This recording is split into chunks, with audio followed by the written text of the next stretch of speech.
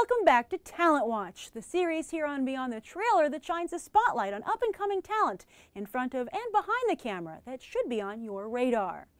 BTT viewer Kev Walthall recently suggested two excellent candidates for Talent Watch, Donald Gleason, who we discussed yesterday, and Luke Evans, who we're going to discuss right now.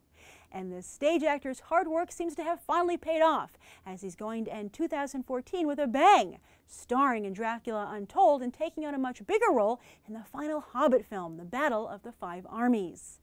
And Evans also finds himself in an interesting situation somewhat of his own making. Early on in his career, he went out of his way to acknowledge that he is gay, insisting his sexual orientation had not affected his career in any way. Yet as he's gone on, he's become less and less vocal about it, and even been linked romantically with a woman in the press, a story which, true or not, he's never refuted. This all makes Evans something of a test case to see if an openly or semi-openly gay man can succeed in Hollywood playing macho heterosexual lead roles. Will audiences accept him? Should it matter? And what will he do when, as his star continues to rise, he is inevitably asked about his sexual orientation by the press? It's a double-edged sword with the thinnest and sharpest of blades. But what will help him immensely is if the films he stars in and the performances he turns in are good. After a prolific career on the stage in London's West End, culminating in roles in Small Change and Piaffe for Sam Mendes' famed Donmar Warehouse, he caught Hollywood's eye. This led to a string of stereotypical roles for a muscular young British actor: Clash of the Titans, Robin Hood, The Three Musketeers, and Immortals. He did some indie films as well, including Sex, Drugs, and Rock and Roll and Tamara Drew.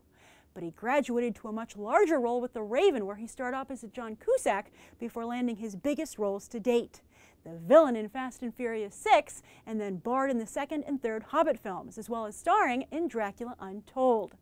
He's also set to star in the reboot of The Crow, which will probably move forward if Dracula Untold takes a big enough bite out of the box office. He's also currently filming High Rise opposite Tom Hiddleston, Jeremy Irons, Sienna Miller, and Elizabeth Moss, which is kind of like The Raid meets Elysium.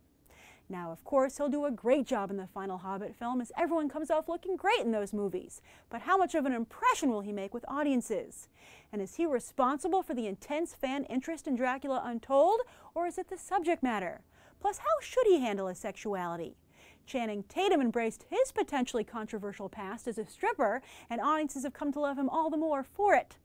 Are mainstream audiences ready for an openly gay leading man, or perhaps more accurately, are genre fans? And is Luke Evans the right actor to accomplish this?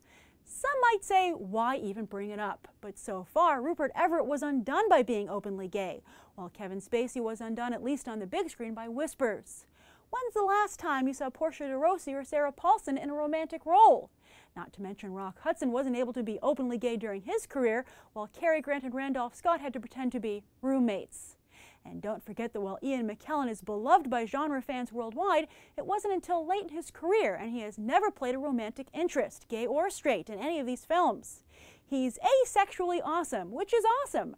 But can we have the alternative as well? Or is asexually awesome the only choice available to openly gay actors?